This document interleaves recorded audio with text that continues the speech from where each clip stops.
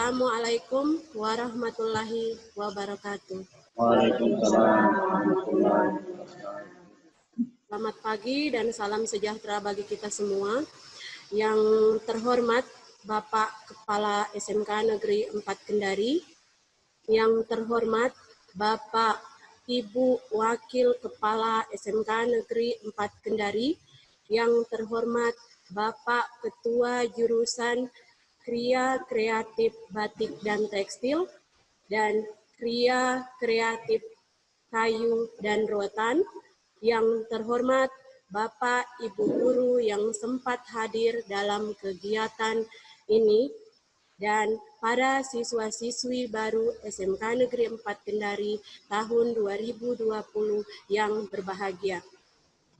Puji syukur marilah kita panjatkan kehadirat Allah Subhanahu wa Ta'ala, karena pada kesempatan hari ini kita masih diberikan kesehatan agar bisa berkumpul di tempat ini untuk melaksanakan kegiatan pengenalan lingkungan sekolah siswa baru SMK Negeri 4 Kendari. Tak lupa pula kami kirimkan salawat serta salam kepada junjungan kami Baginda Rasulullah Sallallahu Alaihi Wasallam. Pada kesempatan hari ini, saya Firda Arianti selaku moderator akan memandu kegiatan ini. Adapun rangkaian kegiatan yang akan dilaksanakan pada hari ini adalah: yang pertama, pembukaan sebagaimana yang telah berlangsung. Yang kedua, pemutaran lagu Indonesia Raya. Yang ketiga, pembacaan doa. Yang keempat, sambutan Bapak Kepala Sekolah SMK Negeri 4 Kendari. Yang kelima, pemberian materi kurikulum. Yang keenam, pemberian materi pendidikan karakter. Yang ketujuh, tanya jawab. Dan yang terakhir, penutup. Untuk mempersingkat waktu, marilah kita beralih ke acara kedua, yaitu pemutaran lagu Indonesia Raya. Hadirin diharapkan berdiri.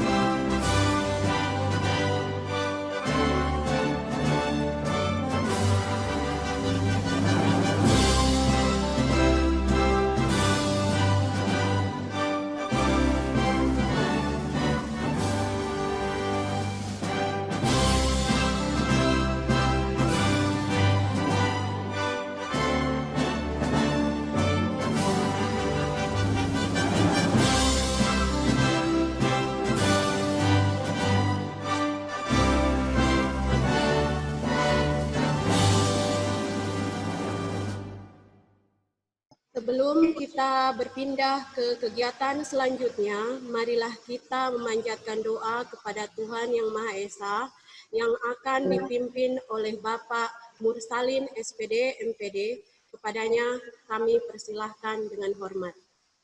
Bismillahirrahmanirrahim.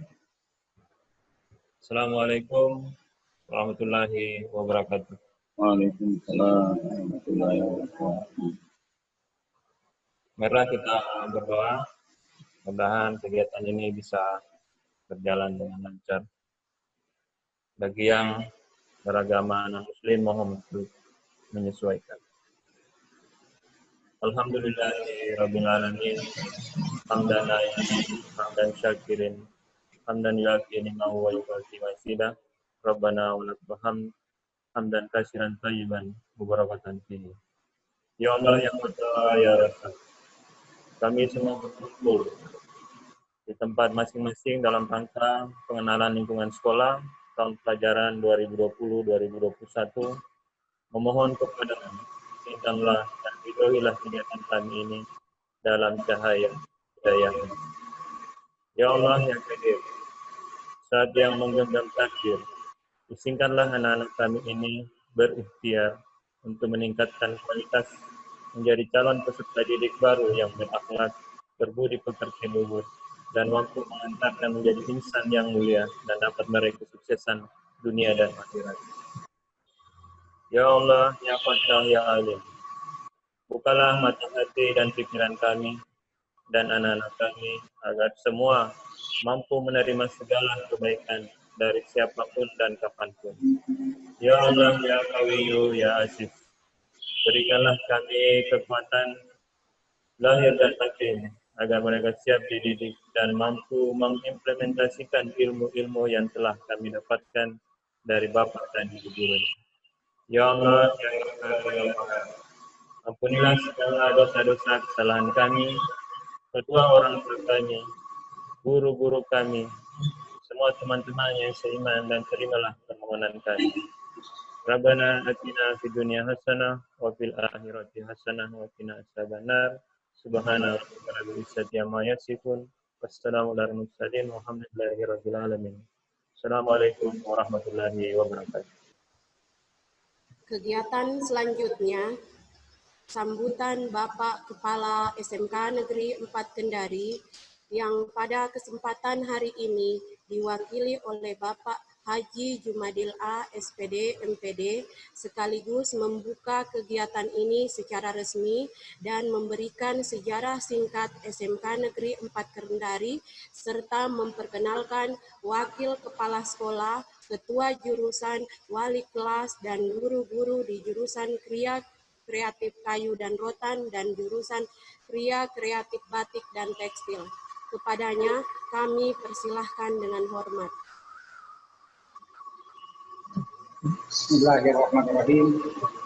Assalamualaikum warahmatullahi wabarakatuh. Waalaikumsalam.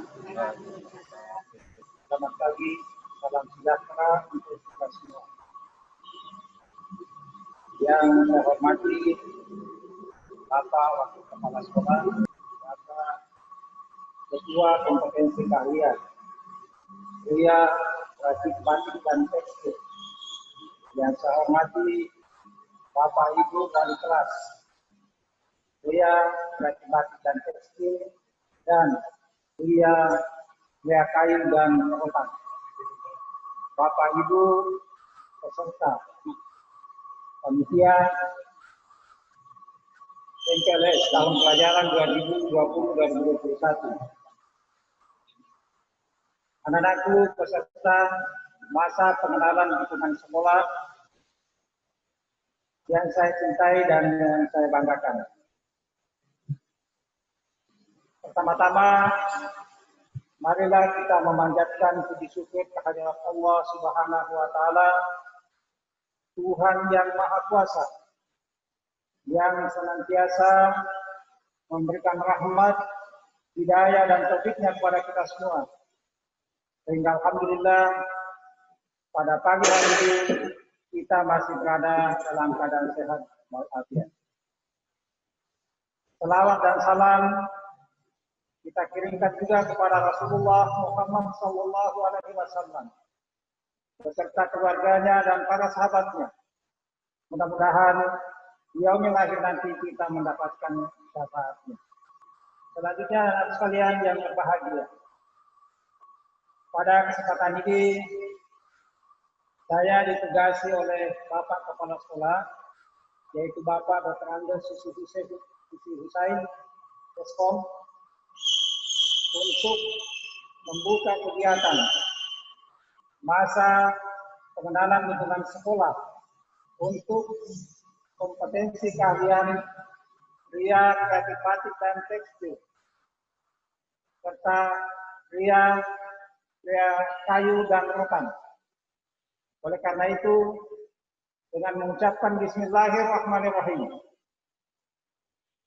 masa pengenalan lingkungan sekolah untuk kompetensi keahlian pria, kreatif batik dan tekstil, dan pria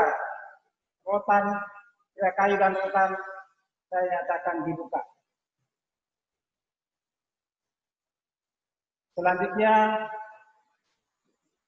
tadi sudah disampaikan oleh moderator bahwa nama saya sudah diperkenalkan dan tugas saya dalam sehari-hari di sekolah itu adalah diberikan tanggung jawab oleh Bapak Kepala Sekolah mewakili di bidang urusan hubungan masyarakat dan hubungan dunia usaha dan industri.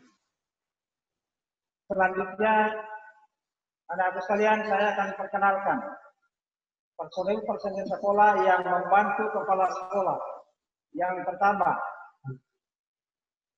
yang sempat hadir pada hari ini yang terdahulu saya perkenalkan adalah di sebelah kanan saya adalah Bapak Dr. Andus Abdul Rahman sebagai Wakil Kepala Sekolah Urusan Kesiswaan. Ya, terima kasih. Selanjutnya, pada kesempatan ini ada beberapa wakil kepala sekolah yang tidak sempat hadir, tetapi tetap akan saya perkenalkan namanya kepada nanti semua, yaitu wakil kepala sekolah urusan kurikulum. Jadi sebentar setelah kegiatan ini selesai, ada pengenalan kurikulum yang akan disampaikan oleh wakil kepala sekolah urusan kurikulum, yaitu Bapak Dr. Andus Jupri. Kemudian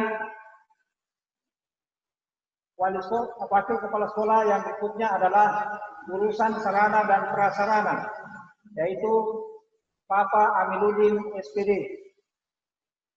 Selanjutnya adalah wakil kepala sekolah urusan ketenagaan, yaitu Ibu Dr. Anda Haja Rostiana. Jadi di sekolah kita ini di SMK 4 Kendari ada 5 wakil kepala sekolah.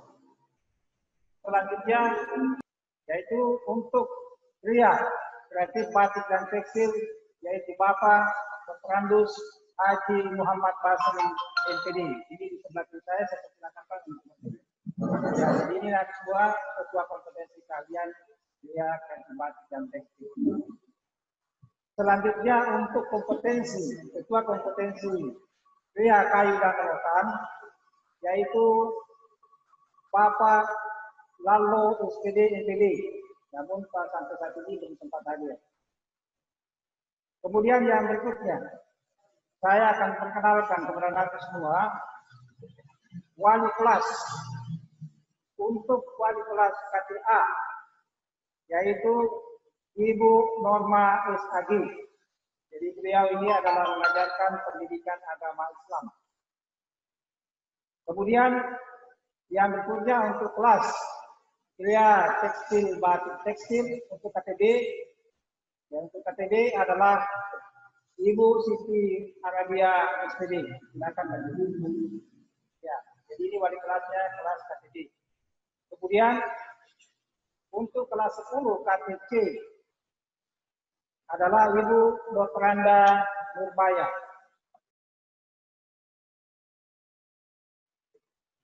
Kemudian yang berikutnya untuk kelas pria kayu dan rotan adalah Bapak Muhammad Rinjani SPD. Saya silakan. Ya, terima kasih.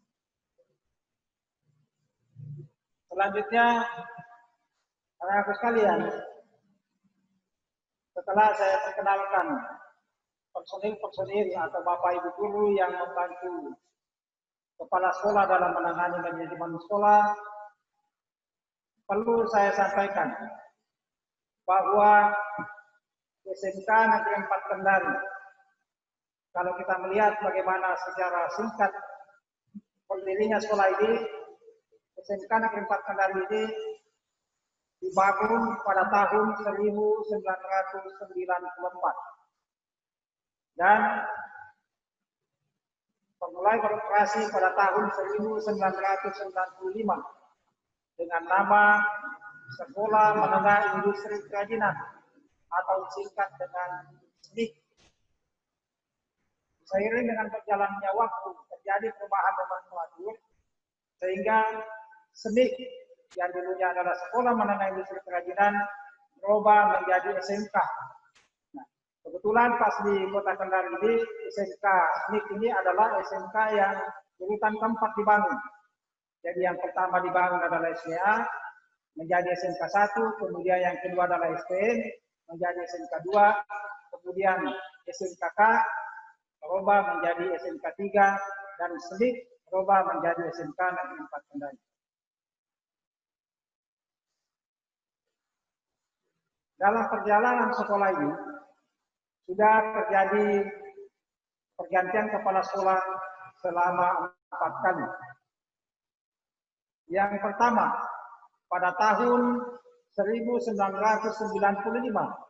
sampai tahun 2002, yang menjabat sebagai kepala SMK waktu itu masih SMIK, yang menjabat sebagai kepala sekolah yang pertama adalah dijabat oleh Bapak Bojo Basri SPD. Kemudian pada tahun 2002 sampai tahun 2008, SMK Negeri 4 Kendari dipimpin oleh Bapak Dr. Angus Anwar Ali. Kemudian pada tahun 2008 sampai 2018, Kepala SMK Negeri 4 Kendari dijabat oleh Bapak Dr. Andes Susi Hussein Eskom. Selanjutnya pada tahun 2019,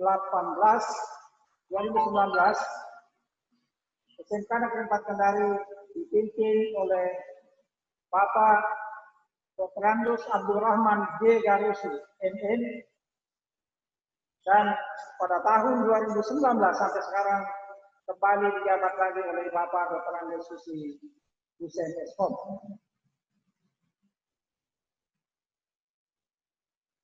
Selanjutnya, anak-anak sekalian, perlu kami sampaikan bahwa kalian telah masuk bergabung di SMK 4 Kendari, sehingga saya mengucapkan selamat bergabung dengan menjadi siswa di SMK 4 Kendari, dan saya berharap mudah-mudahan setelah masuk di sini adalah betul-betul kalian menunjukkan usaha yang maksimal, bagaimana menggali, bagaimana menimba ilmu, bagaimana menambah kompetensi, sehingga keterampilan-keterampilan yang diajarkan di sekolah, khususnya SMK yang mengajarkan berbagai macam keterampilan, mudah-mudahan bisa diserap dengan baik. Karena salah satu persoalan yang sekarang ini adalah persoalan lapangan kerja. Dan anak-anak semua sudah memilih masuk di SMK, pasti kalian kalau masuk di SMK pasti diberikan keterampilan dan tentu berbeda dengan sekolah menengah umum atau SMA. Jadi ketika masuk nanti di sini, nanti lebih lengkapnya itu akan diperkenalkan melalui AKS 10 pelajaran apa yang dipelajari, mulai dari kelas 10 sampai kelas 12. Demikian yang dapat saya sampaikan, lebih dan kurangnya mohon maafkan. Wabillahi taufiq wal hidayah. Assalamualaikum warahmatullahi wabarakatuh. Oke, itulah tadi sambutan dari Bapak Haji Jumadil A, SPD, MPD. Semoga bisa diterima dengan baik. Kita akan beralih ke kegiatan selanjutnya. Sementara dipersiapkan.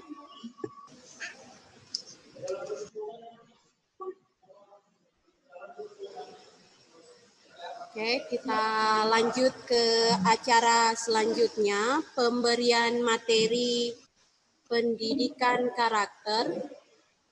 Di depan kalian saat ini sudah hadir pemateri yang akan membawakan materi pendidikan karakter. Beliau adalah salah satu guru di SMK Negeri 4 Kendari. Beliau bernama Waode Salpiani SPD. Kepadanya Kami persilahkan dengan hormat. Bismillahirrahmanirrahim. Assalamualaikum warahmatullahi wabarakatuh. Selamat datang dan selamat bergabung anak-anakku di SMK Negeri 4 Kendari. Pertama-tama, marilah senantiasa kita memanjatkan puji syukur kehadirat Allah Subhanahu wa Ta'ala, karena pada kesempatan ini kita telah diberi kekuatan kesehatan lahir dan batin, sehingga kita dapat melaksanakan salah satu kegiatan kita, yaitu masa pengenalan lingkungan sekolah. Sesuai dengan moderator katakan tadi bahwa materi kita pada saat ini adalah tentang pendidikan karakter. Mungkin anak-anakku sudah pernah mendengar kata pendidikan karakter, atau mungkin bertanya-tanya, apa sih pendidikan karakter itu? Kenapa kita harus mengenal pendidikan karakter? Nah, sepanjang sejarah di dunia ini pendidikan itu pada hakikatnya ada dua tujuan. Tujuan yang pertama adalah membantu manusia untuk bisa cerdas dan pintar. Kemudian yang kedua, membantu manusia untuk lebih baik atau good.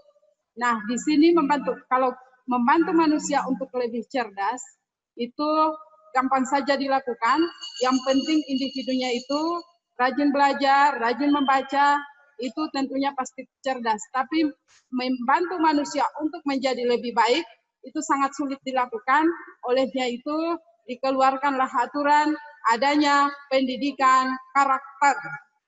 Nah, anak-anakku sekalian, karakter itu adalah sesuatu yang melekat pada diri seseorang dan itu relatif adanya. Sedangkan secara psikologis, karakter itu adalah kepribadian tingkah laku atau moral, contoh kejujuran seseorang.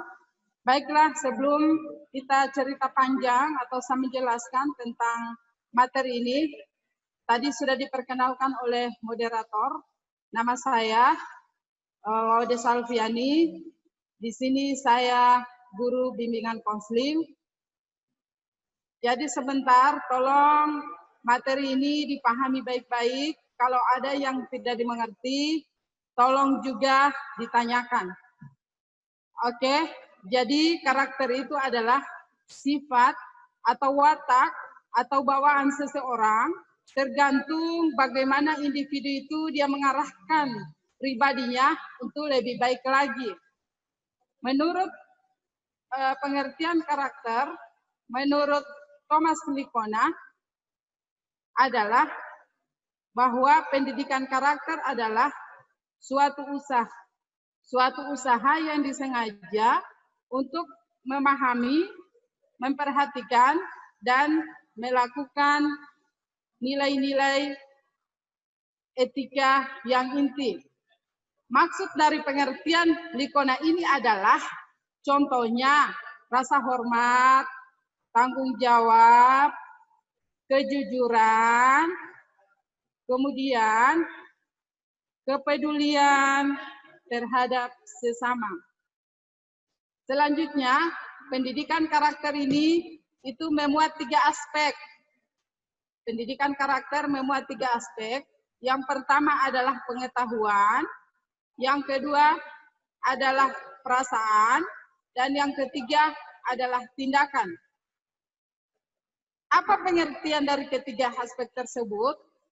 Contoh kecil anak-anakku sekalian, jika sesuatu kita sudah ketahui, setelah itu kita pahami, setelah itu kita wujudkan dalam kehidupan sehari-hari. Contoh dalam kehidupan kita sehari-hari. Setelah kita ketahui bahwa menjalankan perintah Allah dan menjauhi larangannya itu salah satu kewajiban kita sebagai umat muslim adalah melaksanakan sholat. Bagaimana pengetahuan dalam melaksanakan sholat itu, kemudian kita pahami, kemudian kita aplikasikan dalam kehidupan kita sehari-hari. Pendidikan di dalam karakter itu ada pendidikan budi pekerti, moral, watak, etika, sopan santun, adat istiadat, itu terbentuk dalam suatu ilmu yang disebut pendidikan karakter. Kemudian induk budi pekerti, itu budi pekerti sama dengan watak atau tabiat ya. Watak atau tabiat seseorang untuk berbuat sopan santun dan menghargai pihak lain yang tercermin dari perilaku. Contoh, seseorang dapat dilihat perilakunya ketika dia berhadapan dengan orang lain. Bagaimana caranya dia menghargai yang lebih tua, bagaimana caranya dia menghormati sesama teman, bagaimana caranya dia membawa dirinya, dia berada di lingkungan keluarga, itu budi pekerti. Kemudian watak. Watak merupakan keseluruhan dorongan, sikap, keputusan, kebiasaan, dan nilai moral yang tercangkup dalam satu istilah yang disebut dengan kebajikan. Nah, apapun yang kita lakukan itu, kalau itu orientasinya untuk ke arah yang lebih baik, itu tercermin dari perilaku itu individu atau pribadi individu itu sendiri. Ya, kemudian induk budi pekerti adalah etika. Etika di sini salah satu contoh ya. Contoh anak-anakku etika ketika kita berbicara dengan orang tua. Etikanya suara kita harus lebih rendah daripada orang tua. Ada 9 pilar karakter nilai-nilai. Ada 9 pilar karakter nilai-nilai luhur universal. Yang pertama adalah cinta Tuhan dan segenap ciptaannya. Ini anak-anakku mungkin sudah tahu. Cinta Tuhan dan segenap ciptaannya itu adalah menjalankan segala perintahnya dan menjauhi segala larangannya. Contoh, sholat, sedekah, berbuat baik, dan masih banyak contoh yang lain. Kemudian, kemandirian dan tanggung jawab. Kemandirian berarti bisa melakukan sesuatu serba sendiri atau senantiasa menerpa diri untuk melakukan hal-hal yang baik. Ya, itu kemandirian. Contoh kemandirian ya, contoh misalnya ada tugas yang diberikan oleh guru, ada tugas di rumah atau tugas di sekolah diberikan oleh guru, itu selalu berusaha untuk mengerjakan sendiri tanpa menyontek sama teman atau meminta jawaban sama teman. Nah, kemandirian. Kemudian tanggung jawab. Jadi anak-anakku sudah pernah dilakukan hari-hari, yaitu tanggung jawab, selalu merasa dia bertanggung jawab atas apa yang dilakukan. Ya, bertanggung jawab. Ketika kita dilahirkan di dunia ini, kita bertanggung jawab kepada yang menciptakan kita, Allah Subhanahu wa Ta'ala, untuk melaksanakan segala perintahnya dan menjauhi segala larangannya. Itu contoh untuk diri sendiri ya. Kemudian kejujuran, amanah, dan diplomatis. Apa itu kejujuran? Ini juga anak-anakku mungkin sudah tahu, karena sekarang sudah dari masa transisi, sekarang dari masa anak-anak ke remaja, dan sebentar lagi mau masuk SMA. Dari SMP ke SMA, ini anak-anak akan memasuki masa remaja ke dewasa, setidaknya sudah banyak pengalaman contoh kecil-kecil dalam kehidupan sehari-hari. Nah, kejujuran ini adalah selalu bersikap benar dan baik. Kemudian amanah, apabila ada yang dititipkan orang lain ke kita, disampaikan ke orang lain, itu harus kita sampaikan. Itu adalah amanah. Kita tidak boleh ada titipan orang lain, kita yang ambil, itu harus kita sampaikan. Kemudian diplomatis. Diplomatis ini adalah harus kita katakan yang benar itu adalah benar ya. Selanjutnya hormat dan santun. Ini juga sekarang ini anak-anak atau kita sudah krisis moral. Krisis moral salah satu contoh, kita sudah tidak menghormati yang lebih tua dari kita sudah tidak menghargai yang lebih tua dari kita sudah tidak memperhatikan apa yang dikatakan orang tua ke kita sikap acuh tak acuh ya. Jadi harusnya itu kita harus hormat dan santun pada siapapun agar kita menjadi perilaku yang lebih baik, agar kita mempunyai karakter yang lebih baik. Kemudian dermawan, suka tolong menolong, dan gotong royong atau kerjasama. Ini adalah pilar karakter yang termasuk di dalamnya adalah dermawan, suka tolong menolong, gotong royong, dan kerjasama. Dermawan ini suka membantu, ya, suka tolong menolong, gotong royong. Ini anak-anakku pasti sudah tahu yang bagaimana itu gotong royong, kerja bersama-sama, kemudian tahu kerjasama, membantu orang lain ya. Kemudian percaya diri dan pekerja keras. Nah, percaya diri dan pekerja keras ini sering terjadi sama anak-anakku sekalian, apalagi anak SMA, percaya diri kadang kurang, kemudian kerja keras juga kurang, ingin tahunya saja ada, mau tahunya saja ada, tidak ada usaha. Anak-anakku sekalian, yang dibutuhkan dunia sekarang adalah kerja keras dan moral. Ya, mana itu moral? Karakter ya, karakter moral. Mana itu karakter moral? Karakter moral itu adalah berakhlak mulia, sopan, santun, menghargai rasa hormat, tanggung jawab. Kemudian kalau karakter kinerja, pekerja keras, yaitu ulet, tangguh, ya, tanggung jawab, ya. Kemudian kepemimpinan dan keadilan. Kepemimpinan, contoh anak-anakku, misalnya anak-anakku mengikuti satu organisasi. Nanti insya Allah kalau sudah tidak ada pandemi ini, mungkin kita akan sama-sama di sekolah kita ini, SMK 4 Kendari, kita akan kesehariannya kita bertemu di sekolah yang kita cintai ini. Di sini anak-anakku banyak organisasi, ada PMR, ada OSIS, ada pramuka. Jika anak-anakku di sini akan terpilih jadi pemimpin, maka gunakanlah tugas yang diberikan itu dengan sebaik-baiknya.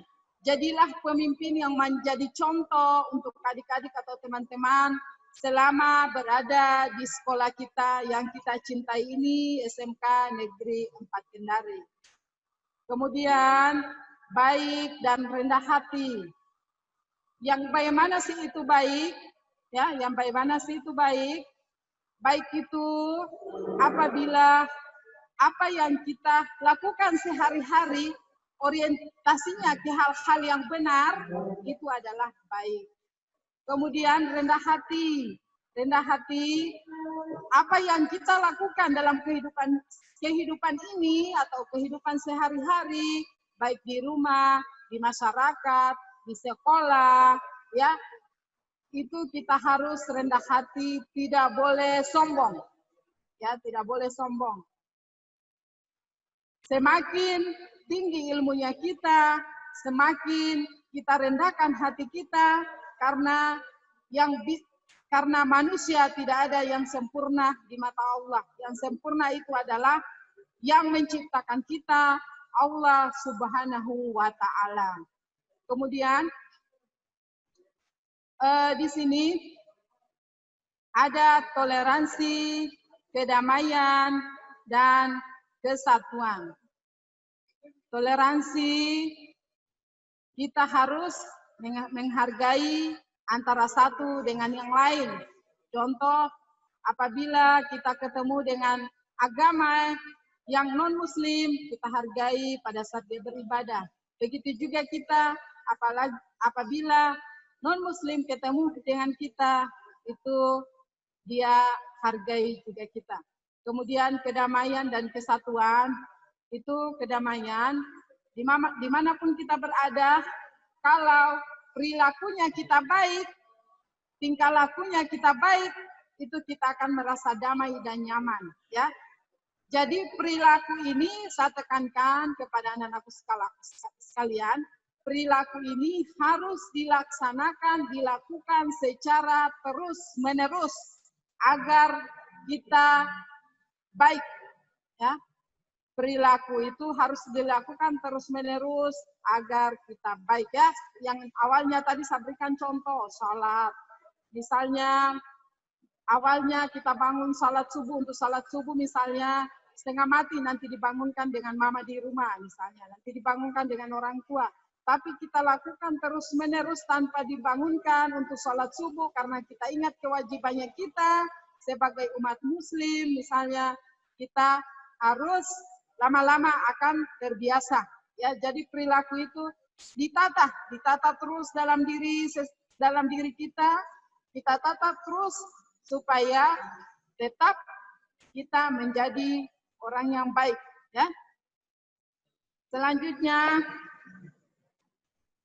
sebelum kita masuk pada strategi pelaksanaan, saya menjelaskan dulu manfaat karakter pendidikan.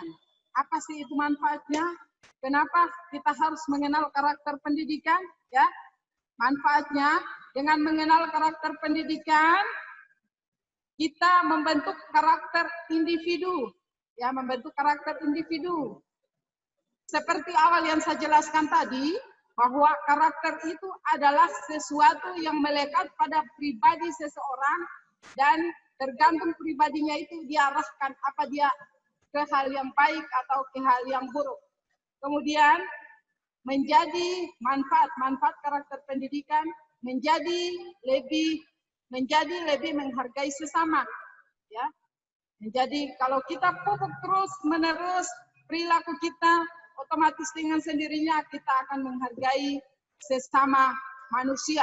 Karena pada dasarnya kita hidup ini tidak ada yang sempurna, hanya yang menciptakan kita yang sempurna yaitu Allah Subhanahu wa taala.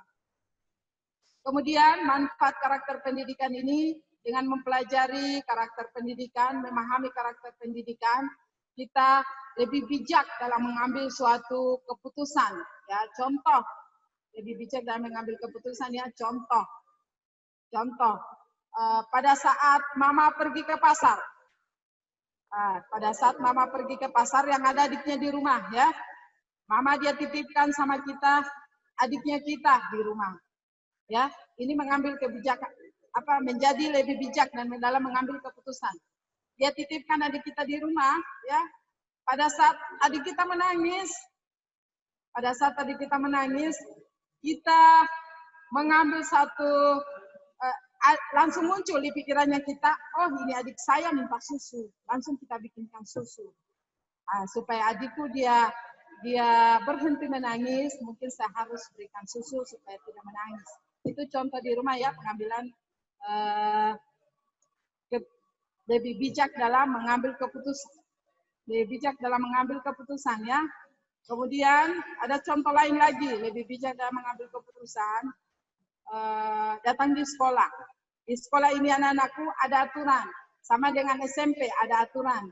Cuman mungkin karena anak-anakku naik lagi satu jenjang, mau ke SMA, khususnya di SMK 4 Kendari ini ada aturannya, itu SMK 4 Kendari ada yang aturannya dinamakan tata tertib SMK Negeri 4 Kendari.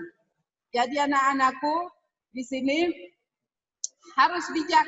Misalnya sudah ditentukan aturannya jam 6.00, misalnya jam 6.00 apel pagi, 6.45 kita di sini, ya, aturannya 6.45 kita apel pagi.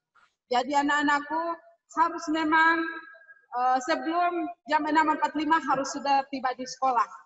Ya, itu lebih bijak, ya. Lebih bijak dalam menentukan setiap langkahnya kita, insya Allah kita akan menjadi orang yang baik. Baiklah, selanjutnya strategi pelaksanaan. Di strategi pelaksanaan ini,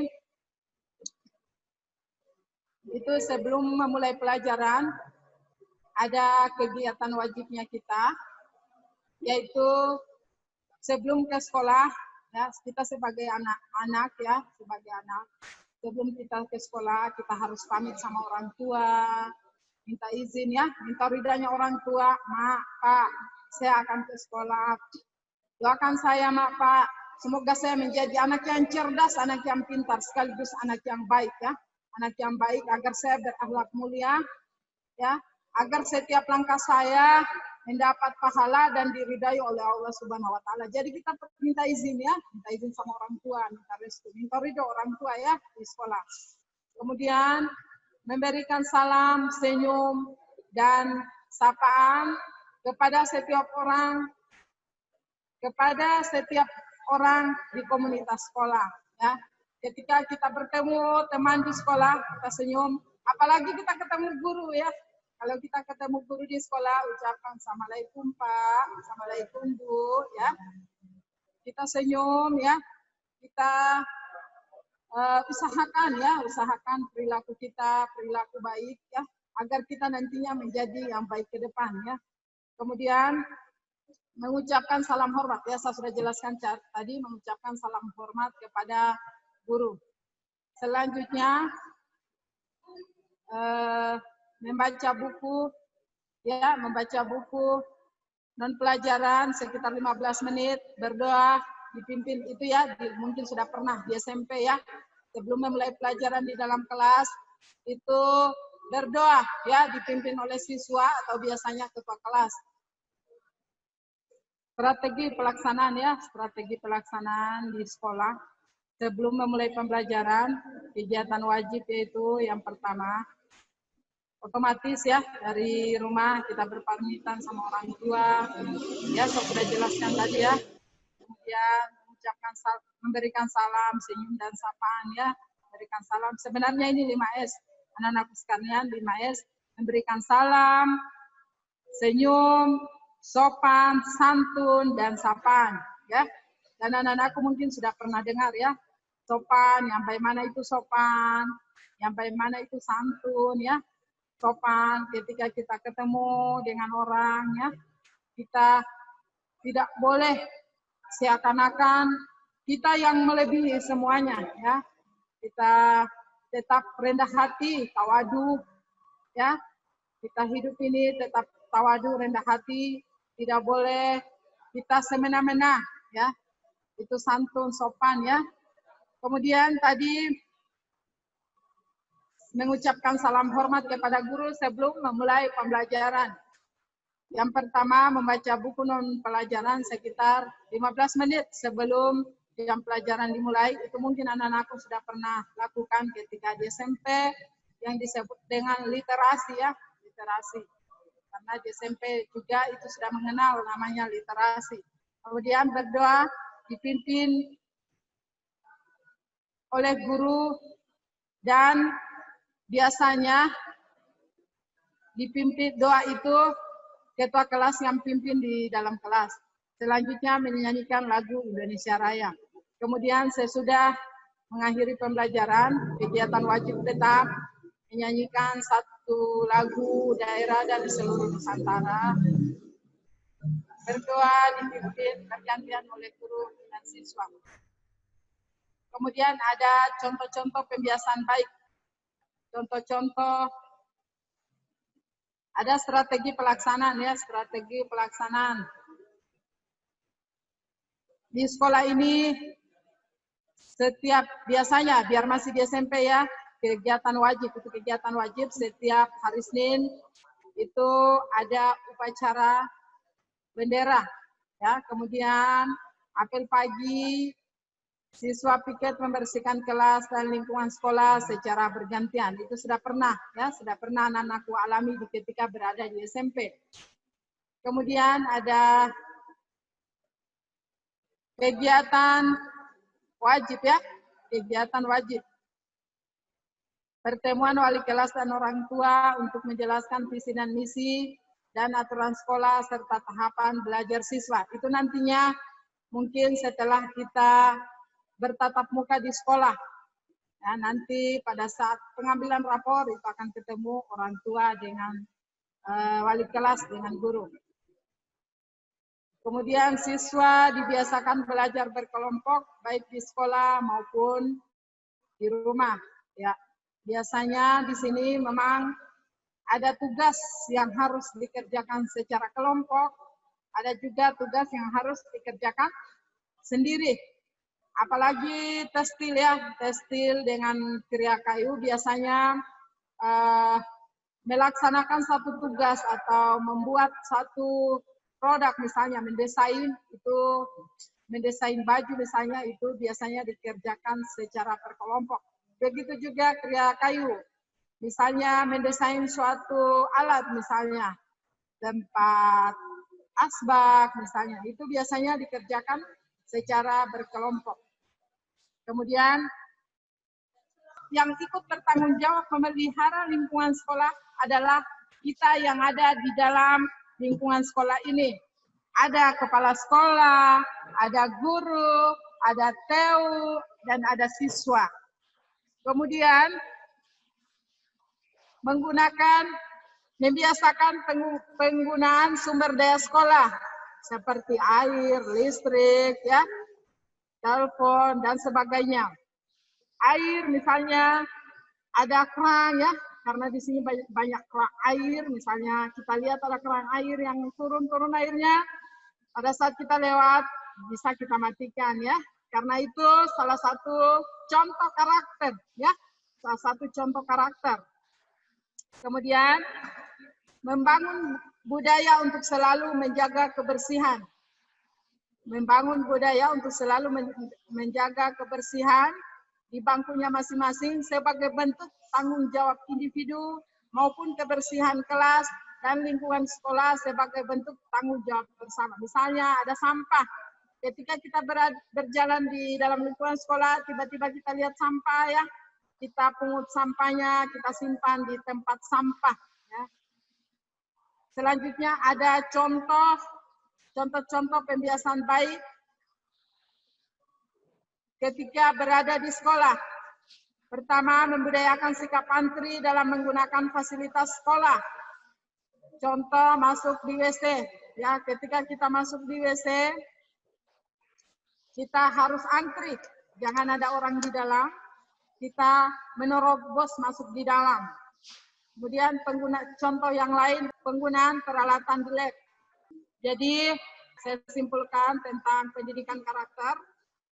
Karakter itu ya, karakter adalah watak, sifat, perilaku ya, perilaku, kepribadian seseorang yang melekat pada diri masing-masing, tergantung kita bagaimana kita mengarahkan dirinya kita ya. Kemudian manfaat karakter pendidikan ya, dengan mengenal karakter pendidikan kita lebih religius ya, lebih sopan, lebih santun kepada siapa saja, kita menghargai siapa saja, kita menghormati, kemudian ada rasa peduli, tanggung jawab, ya, bijaksana dalam mengambil keputusan, menjadi pribadi yang lebih baik lagi, ya. Itu saja mungkin. Kalau ada pertanyaan sebentar dipandu oleh moderator. Assalamualaikum warahmatullahi wabarakatuh. Oke, itulah tadi penyampaian materi yang telah diberikan oleh Ibu Waode Salpiani SPD MPD tentang pendidikan karakter. Semoga anak-anakku bisa memahaminya sehingga tidak tercipta manusia yang krisis moral yang seperti telah dibahas oleh Ibu Salpiani. Kita lanjut ke sesi tanya jawab. Jika ada yang mau bertanya, silahkan, time is yours, Nova. Silahkan sampaikan pertanyaannya. Assalamualaikum warahmatullahi wabarakatuh. Waalaikumsalam warahmatullahi wabarakatuh. Sebelumnya saya berterima kasih atas kesempatan yang diberikan kepada saya untuk bertanya kepada guru. Langsung saja. Berhubung Bu Guru Waode Salpiani adalah koordinator BK atau bimbingan konseling, pastinya Bu Guru mengetahui tentang perkembangan dan masalah yang ada pada siswa. Jadi, di sini pertanyaan saya adalah, apakah di SMK Negeri 4 Kendari masih ada yang namanya bullying antara sesama siswa? Kalau itu masih ada, jenis bullying seperti apakah yang sering terjadi? Dan tindakan apa yang dilakukan oleh guru kepada korban dan pelaku bullying? Sekian dan terima kasih. Terima kasih, Nova. Pertanyaan yang sangat bagus. Saya persilahkan kepada Ibu Pemateri untuk Terima menjelaskannya. kasih kepada Anakku Nova. Pertanyaannya sangat bagus sekali. Dan sekarang di mana-mana ya, di mana-mana terjadi bullying. Bukan cuma kalangan siswa, mana-mana terjadi bullying ya. Memang di SMK 4 Kendari berbagai macam problem atau masalah siswa ya. Bullying juga termasuk di dalamnya ya, termasuk di dalamnya. Nanti kalau sudah berada di sekolah, Anakku Nova pasti tahu akan banyak masalah ya. Salah satu contoh, saya berikan contoh ya, contoh bullying ya. Contoh bullying itu biasanya antara siswa ya. Antara siswa biasanya ada yang terjadi satu kelas, ada yang terjadi antara kelas satu dengan kelas lain ya. Ya, itu saya katakan tadi berbagai macam ya, berbagai macam problem atau masalah siswa ketika di sekolah ya. Contoh tadi ya, misalnya satu kelas saja, saya berikan contoh satu kelas, teman-teman satu kelas misalnya mengolok-olok temannya di sebelah, mengolok-olok temannya sampai teman yang diolok-olok itu marah dan dia memanggil teman-temannya yang dari luar. Memanggil teman-temannya dari luar untuk mengadakan perlawanan atau bertengkar ya. Akhirnya terjadi pertengkaran di luar. Siswa yang diolok-olok tadi marah dan siswa yang mengolok-olok tanpa sepengetahuannya akhirnya sudah ditunggu di luar. Nah, bagaimana cara penyelesaiannya?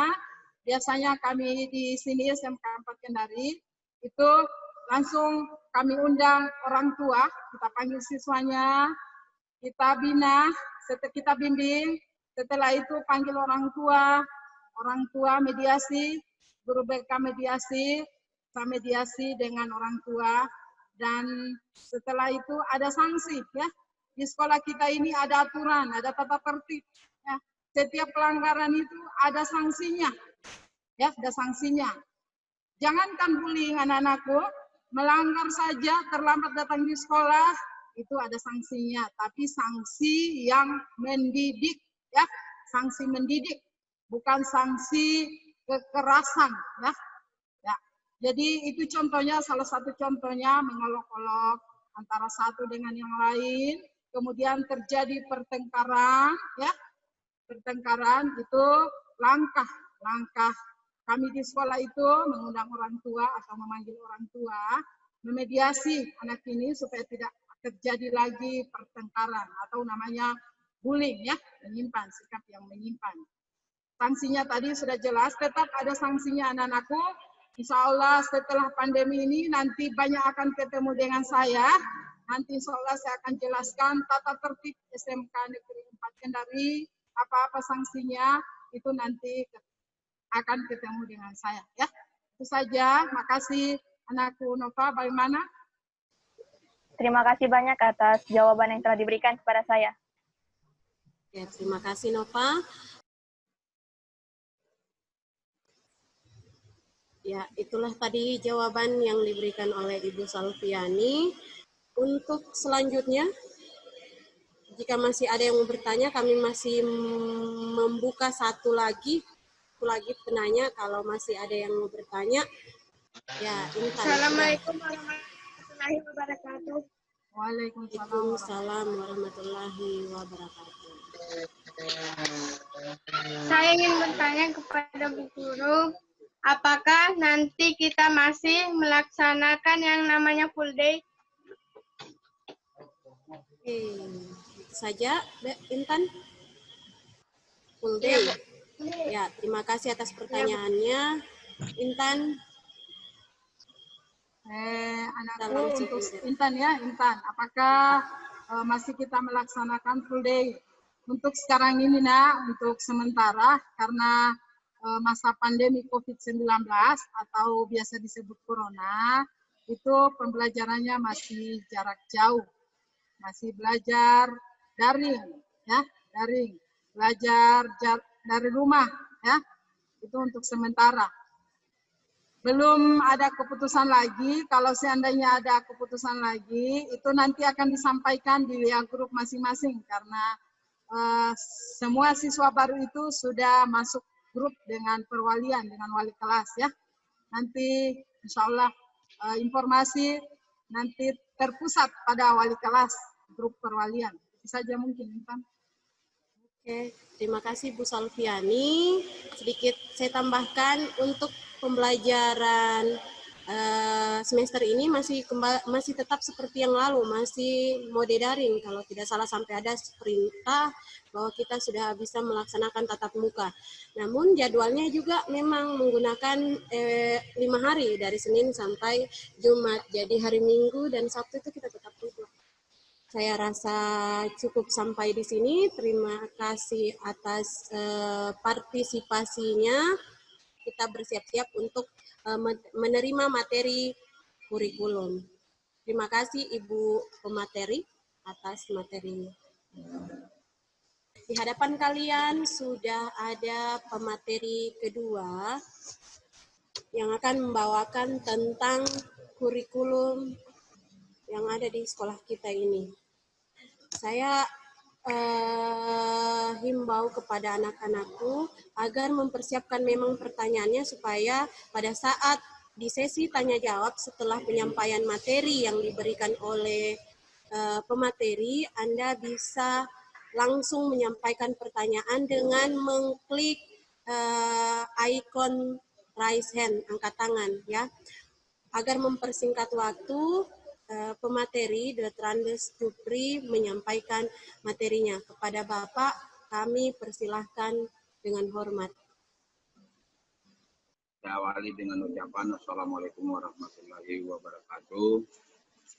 Pertama-tama, marilah kita sama-sama memanjatkan puji syukur kita kepada Yang Maha Kuasa atas limpahan rahmatnya sehingga pada hari ini kita bertemu di kegiatan PLS meskipun suasananya berbeda dari biasanya karena kegiatan PLS tahun ini ya kita tidak bertemu secara langsung.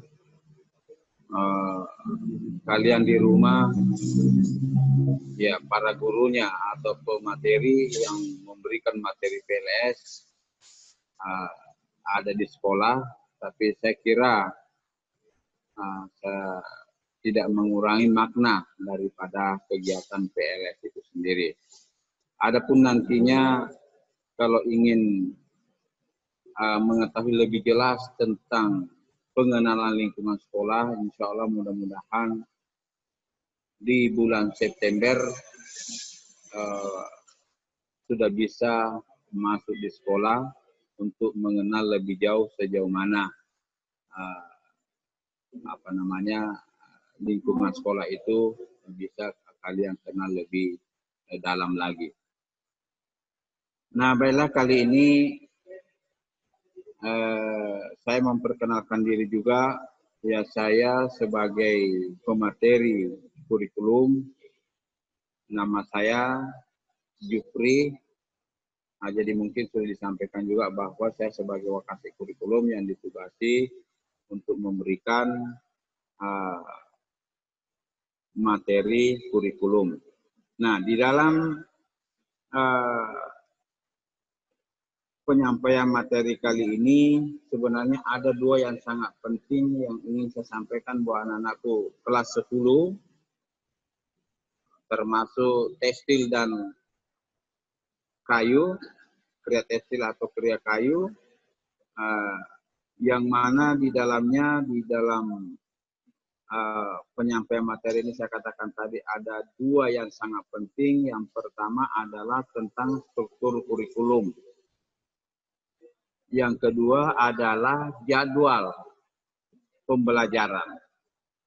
Nah, jadi itu kiranya anakku menyiapkan catatannya supaya kalian mencatat kedua hal tersebut karena ini sangat penting selama mengikuti pembelajaran di sekolah kita ini. Yang pertama adalah struktur kurikulum. Di struktur kurikulum ini memuat sejumlah mata pelajaran yang akan kita pelajari di kelas 10 selama kurun waktu satu tahun, yaitu semester 1 dan semester 2. Mohon dibuka halaman 272. Halaman 272. Ya. Ya, anak-anakku sekalian bisa memperhatikan di layarnya masing-masing. Inilah struktur kurikulum kita dengan sejumlah mata pelajaran. Kalau di kriya tekstil dan kriya kayu ada 14 mata pelajaran yang kita harus ikuti selama 1 tahun, selama kita masih di kelas 10. Mari kita lihat. Yang pertama adalah wajib A atau lebih dikenal muatan nasional atau mata pelajaran umum. Yang mana mata pelajaran umum ini secara nasional semua sekolah belajar. Nah, mari kita lihat berapa jumlah jam yang dicantumkan di situ yang diikuti, yang akan nanti diikuti di setiap mata pelajarannya. Yang pertama adalah pendidikan agama. Ya, pendidikan agama, kemudian kita lihat dari atas angka Rumawi 10 itu menunjukkan bahwa kelas 10. Kemudian di bawahnya angka Rumawi 10 ada 1 dan 2 yang menunjukkan bahwa itu adalah semester 1 dan 2. Jadi kita turun lagi ke bawah, lurusnya pendidikan agama ada angka 3. Nah, itu menunjukkan bahwa angka 3 itu adalah 3 jam atau 3 kredit kalau kita berbicara tentang kredit. Jadi lamanya belajar kita dalam 1 minggu itu 3 jam per minggu. Ya, dalam 1 semesternya. Itu untuk pendidikan agama. Kemudian yang kedua adalah pendidikan Pancasila. Pendidikan Pancasila di semester 1 ini kita hanya belajar 2 jam. Ya, itu ada angka-angkanya, tolong diperhatikan anakku sekalian supaya tidak bingung berapa jam sebenarnya kita belajar. Ya, jadi masing-masing ada jumlah jamnya. Yang ketiga adalah bahasa Indonesia. Bahasa Indonesia di kelas 10 ini 4 jam per minggu dalam 1 semesternya. Kemudian lanjut yang kelima, matematika. Juga 4 jam per minggu per semesternya. Berikut yang kelima, sejarah Indonesia, yaitu 3 jam. Nah, perlu saya jelaskan juga di sini bahwa di kelas 10 ini, ya, dalam hal ini sejarah Indonesia, kita hanya belajar 3 jam. Selanjutnya di kelas 11 dan kelas 12, sejarah Indonesia sudah tidak ada lagi. Ya, nanti saya akan jelaskan lebih jauh lagi tentang kenapa tidak belajar di kelas 11, kenapa tidak belajar di kelas 12, padahal ini sangat penting. Tetapi ya sebentar saya akan jelaskan kembali.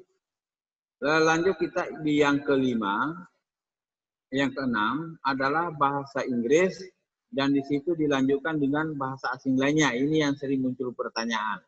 Ya, di bahasa Inggris ini juga 3 jam per minggu per semester. Adapun bahasa asing lainnya itu sebenarnya kita tidak belajar karena struktur kurikulum ini berlaku nasional, maka sudah dipastikan banyak sekolah lain yang belajar di luar daripada bahasa Inggris. Ada bahasa Jerman, bahasa Mandarin, dan lain sebagainya. Jadi itu bukan berarti SMK 4 harus juga seperti itu. Jadi kita menyesuaikan dengan sekolah kita. Kalau sekolah kita hanya belajar bahasa Inggris, tidak ada bahasa Jerman, tidak ada bahasa yang lain-lain. Ya, jadi jumlah jam pelajaran di poin A ini atau muatan nasional ini sebanyak 19 jumlah jam belajar ya per semesternya. Ya sudah jelas itu ya, saya kira.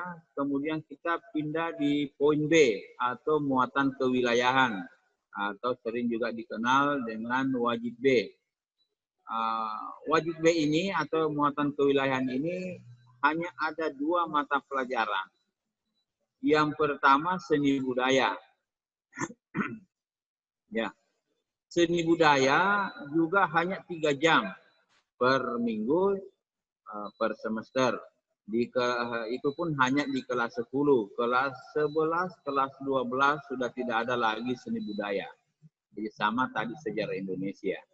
Nah, itu sebentar juga saya akan jelaskan kenapa tidak ada di kelas 11 dengan kelas 12. Ya, lalu yang kedua adalah pendidikan jasmani, olahraga dan kesehatan atau sering disebut PJOK.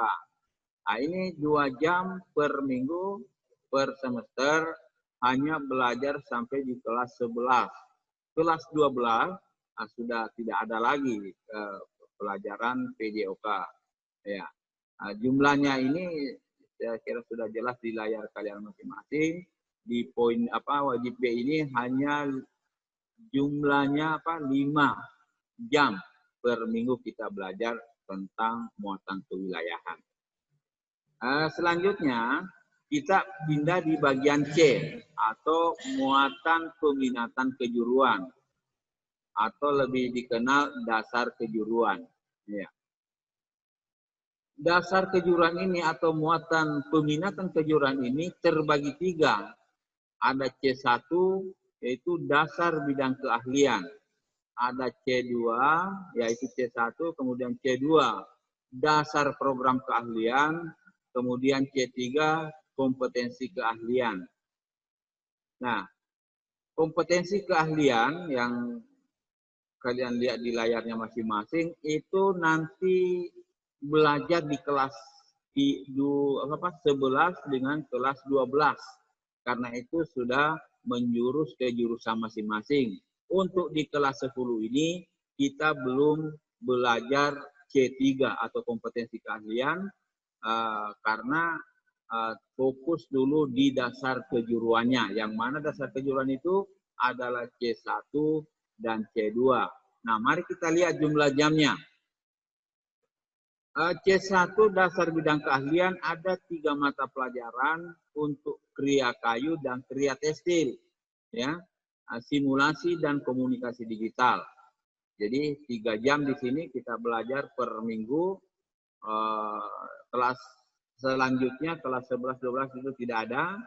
Kemudian tinjauan seni 2 jam per minggu per semester juga tidak ada di kelas 11, kelas 12. Yang ketiga, dasar-dasar kreativitas ya juga 2 jam per minggu per semester. Nah, itu C1. Lanjut ke C2, itu dasar program keahlian. Dasar program keahlian ini juga ada 3 mata pelajaran yang harus kita ikuti. Yang pertama, dasar-dasar desain kriya. Nah, ini agak tinggi jamnya, 4 jam per minggu. Ya. Kemudian yang kedua, desain produk. Nah, ini juga tinggi jamnya. Desain produk 5 jam per minggu per semester. Selanjutnya yang ketiga gambar, ya, lebih tinggi lagi 6 jam per minggu per semester. Jadi di C2 ini rata-rata tinggi jamnya karena ini adalah dasar kejuruan kita. Di sinilah nanti dasarnya untuk kita perkuat agar lebih mudah nanti belajar di C3-nya pada saat di kelas 2 di kompetensi keahlian. Jadi jangan heran kalau jumlah jamnya agak banyak karena memang di sini dibutuhkan latihan yang banyak sehingga membekali kita untuk lebih terampil di dalam mempersiapkan diri untuk di kelas 2 nantinya tentang kompetensi keahliannya. Jadi coba diperlihatkan kompetensi kalian Pak Akbar. C3, saya ingin memperlihatkan kepada anakku C3-nya. Nah inilah yang nanti kalian nanti pelajari di kelas 11 dengan kelas 12. Ini yang kelihatan ini C3-nya milik Kria Tekstil. Ya, milik Kria Tekstil, batik, jahit, tenun, sablon. Kalau produk kreatif dan kewirausahaan itu sama dengan semua jurusan di SMK Negeri 4. Kemudian saya akan memperlihatkan juga kompetensi keahliannya Kria Kayu yaitu 280 Pak Akbar. Ya, kita langsung ke C3-nya karena yang lain-lainnya sama. Nah, inilah anak-anakku yang jurusan Kria Kayu supaya kalian mengenal juga mata pelajarannya di C3 kompetensi keahliannya. Nah, jadi ada teknik kerja bangku, ada teknik kerja mesin, ada teknik kerja ukir, kemudian kerja finishing. Ya, jadi ini untuk anak-anakku di Kria Kayu kiranya juga diperhatikan supaya nanti setelah di kelas 2 kalian tidak dikagetkan dengan mata pelajaran seperti ini. Karena ini sudah menjurus ke jurusan masing-masing. Ya. Jadi itulah jumlah mata pelajaran yang dipelajari di kelas 10, baik Kria Kayu maupun Kria Tekstil, sejumlah 14 mata pelajaran di luar dari C3 itu tadi.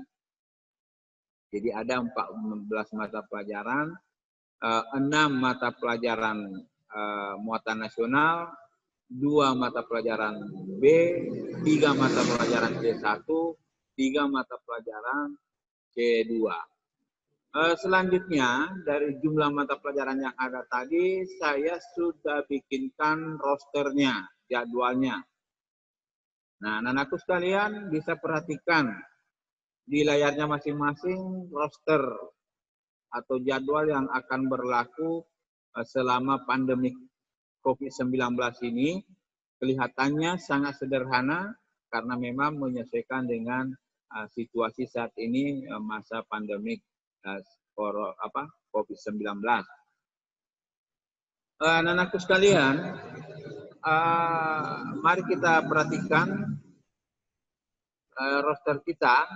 Jadi roster kita ini pelajar sampai hari Jumat. Dalam 1 minggu itu hanya 5 hari kerja. 5 hari dijadwalkan untuk belajar Senin sampai Jumat. Nah, selanjutnya di hari Senin ini coba diperhatikan kita belajar agama. Pendidikan agama jadwalnya hari Senin. Jadi kalau kita anak-anakku perhatikan setiap hari hanya belajar 1 mata pelajaran. Ya, tidak dibebankan terlalu berat, ya. Itu pun agama, kalau kita perhatikan ke bawah berarti nanti minggu keempat baru ketemu lagi agama dengan mata pelajaran yang sama. Jadi hari Senin sampai Jumat pendidikan agama sampai nomor 5 pendidikan bahasa Inggris. Ya, jadi itu yang dicentang warna kuning-kuning menunjukkan hari di mana kita belajar. Nah, jadi perhatikan yang sudah di blog itu, ya, setiap warna kuning menunjukkan hari di mana kita belajar. Nah, seperti saya katakan tadi bahwa kita hanya belajar 1 mata pelajaran 1 hari selama 1 minggu berarti ada 5 mata pelajaran. Minggu berikutnya, ya, di nomor 6 sejarah Indonesia sampai nomor 10 tinjauan seni. Juga 1 5 hari dalam 1 minggu itu 5 mata pelajaran karena 1 hari 1 mata pelajaran. Selanjutnya di nomor 11, jadi ini hanya sampai hari Kamis karena hanya 4 mata pelajaran di 11 sampai 14. Tapi ini perlu saya jelaskan karena ada 2 jurusan yang yang sedang menonton saat ini, yang sedang ikut PLS ya. Ya, ada 2 jurusan, maka ini ada 2 mata pelajaran yang saya ingin jelaskan, yaitu nomor 12 dengan 14. Di dasar seni rupa ya, karena ada 3 jurusan di sini yang saya gabungkan, yaitu DKV, Kriya Kayu, Kriya Tekstil. Jadi untuk dasar-dasar seni rupa tidak usah dicatat karena itu adalah milik DKV, Desain Komunikasi Visual. Yang harus anakku catat Kriya Kayu dan Tekstil adalah dasar-dasar desain kriya. Jadi itu belajar di hari Selasa. Dasar-dasar desain kriya milik tekstil dan kriya kayu. Kemudian yang ke nomor 14, sketsa. Itu milik DKV, Desain Komunikasi Visual. Untuk kriya kayu dan tekstil, silahkan catat desain produknya. Karena itu kalian punya ya jurusan kriya kayu dan kriya tekstil. Jadi dari ke-14 mata pelajaran ini nanti 3 minggu kemudian baru ketemu kembali. Jadi bukan berarti 1 hari 1 mata pelajaran itu mungkin kalian anggap gampang ya, tetapi di sini sudah muatannya 3 minggu. Artinya ada beberapa mungkin tugas nantinya yang akan diberikan oleh gurunya yang diperkirakan akan selesai selama 3 minggu itu baru ketemu kembali. Jadi pertemuan pertama katakanlah pendidikan agama, ya 4 minggu kemudian baru ketemu lagi, diharapkan tugas-tugas yang diberikan itu sudah selesai semua. Jadi sistem menyetorkan pada wali kelasnya atau guru bidang studi di minggu keempat baru dilanjutkan dengan materi kedua, misalnya pendidikan agama tadi. Jadi saya kira itulah penyampaian dari saya, baik struktur kurikulumnya maupun jadwalnya. Kalau ada yang kurang jelas, saya kiranya menyampaikan pertanyaannya, nanti saya akan coba jelaskan lebih jauh lagi.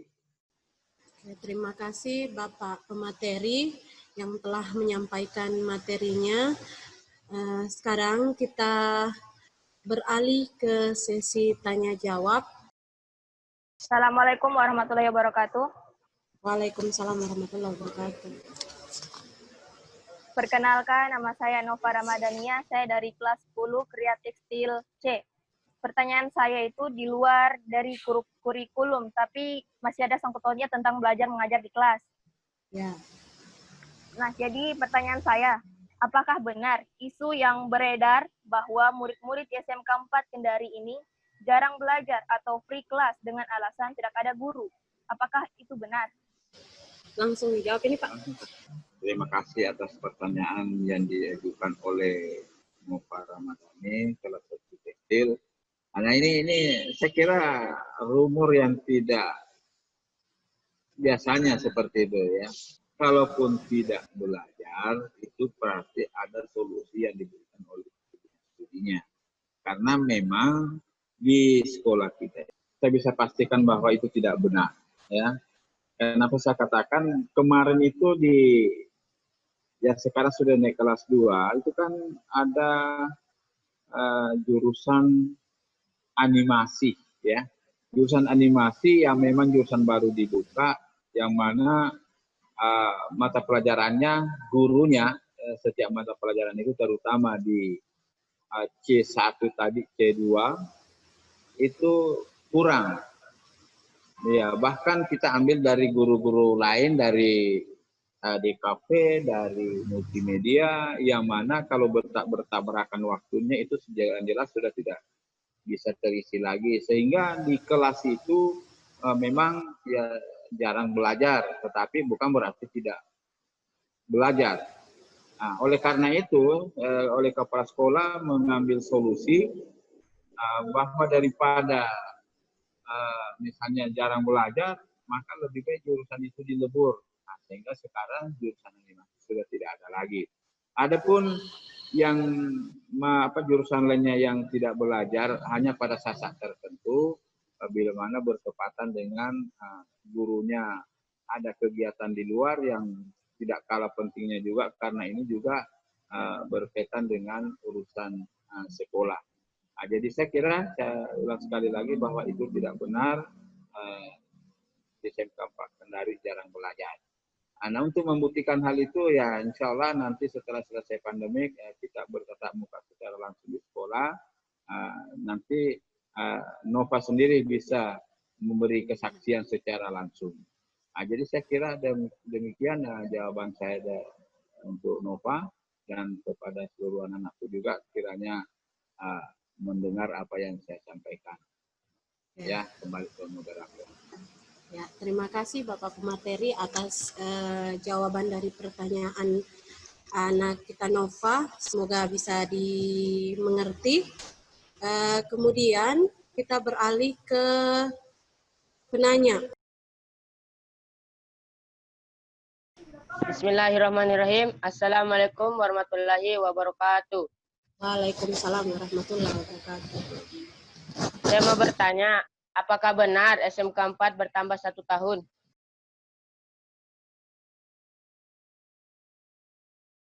Itu saja? Ya, Bu. Ya, oke. Terima kasih atas pertanyaannya, Nasar. Terima kasih atas pertanyaan dari Laude Muhammad Nasar. Ya, apakah benar SMK 4 bertambah 1 tahun? Jadi satu pertanyaan yang sangat bagus. Ya, untuk memperjelas status SMK 4 ya. Jadi SMK 4 sampai saat ini masih tetap program 3 tahun. Jadi bukan 4 tahun. Ya. Jadi sama dengan SMK yang lain di Kota Kendari ini, semuanya 3 tahun. Ya, memang ada SMK 4 tahun, tapi kita tidak diberlakukan hal itu. Ya, karena di kurikulumnya juga lain. Nah, yang saya sampaikan tadi itu struktur kurikulum itu struktur program sekolah 3 tahun. Ya. Perlu juga saya informasikan, sering juga ada yang bertanya tentang bertambahnya tahun pelajaran kita. Nah, itu tidak benar juga. Ya, memang ada pernah rumor yang pernah menyampaikan akan bertambah tahun ajaran kita. Itu alhamdulillah tidak ada. Tetap tahun ajaran kita dimulai tahun ajaran barunya di bulan Juli, berakhir di bulan Juni. Nah, jadi seperti itu. Jadi saya kira itulah jawaban saya untuk Muhammad Nasar dan anak-anakku yang lainnya. Semoga dia semuanya mendengar. Ya, saya kira demikian, moderator. Ya, terima kasih Bapak Pemateri atas jawabannya. Jadi sekolah kita tidak 4 tahun ya, 3 tahun saja. Ya, kita persiapan untuk penutupan karena sudah berakhir pertanyaan yang diberikan oleh Nasar, maka kita mempersiapkan untuk penutupan kegiatan kita pada hari ini. Ya, terima kasih moderator. Jadi saya sebagai pemateri kurikulum menyampaikan kepada atas perhatiannya semua, kiranya materi saya tadi struktur kurikulum yang memuat tentang semua mata pelajaran yang kalian nantinya pelajari di kelas 1 beserta rosternya, ya kiranya sudah dicatat dengan baik sehingga tidak ada kendala lagi di dalam mengikuti proses belajar mengajar secara online. Saya kira demikian dari saya, lebih kurangnya mohon maaf. Wassalamualaikum warahmatullahi wabarakatuh. Ya, silakan. Oke, terima kasih Bapak Pemateri. Selanjutnya kita beralih ke acara terakhir, kegiatan terakhir untuk PLS kita hari ini, yaitu kegiatan penutupan yang akan ditutup oleh Bapak Haji Jumadil A, SPD, MPD. Padanya kami persilahkan. Assalamualaikum warahmatullahi wabarakatuh. Anak-anakku, siswa baru, peserta pengenalan lingkungan sekolah yang sama berbahagia, setelah kita mengikuti seluruh rangkaian kegiatan masa pengenalan lingkungan sekolah untuk semua jurusan atau semua paket keahlian, ya, mulai dari teknik komputer dan jaringan yang dilaksanakan pada hari Senin, kemudian kompetensi keahlian multimedia pada hari Selasa, kemudian untuk rekayasa perangkat lunak pada hari Kamis, pada hari Rabu, kemudian desain komunikasi visual pada hari Kamis, dan terakhir pada hari ini, yaitu kompetensi keahlian kriya kreatif batik dan tekstil, dan kriya kreatif kayu dan rotan. Maka dengan ucapan Alhamdulillahirrabbilalamin, kegiatan masa pengenalan lingkungan sekolah untuk SMK Negeri 4 Kendari dinyatakan resmi ditutup. Sekian, Assalamualaikum warahmatullahi wabarakatuh.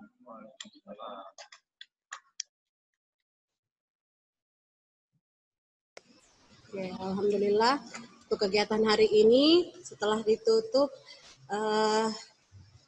setelah rangkaian kegiatan yang telah kita lalui pada hari ini, maka sudah berakhir pula pengenalan lingkungan sekolah. Akhir kata saya ucapkan wabillahi taufiq wal hidayah. Wassalamualaikum warahmatullahi wabarakatuh.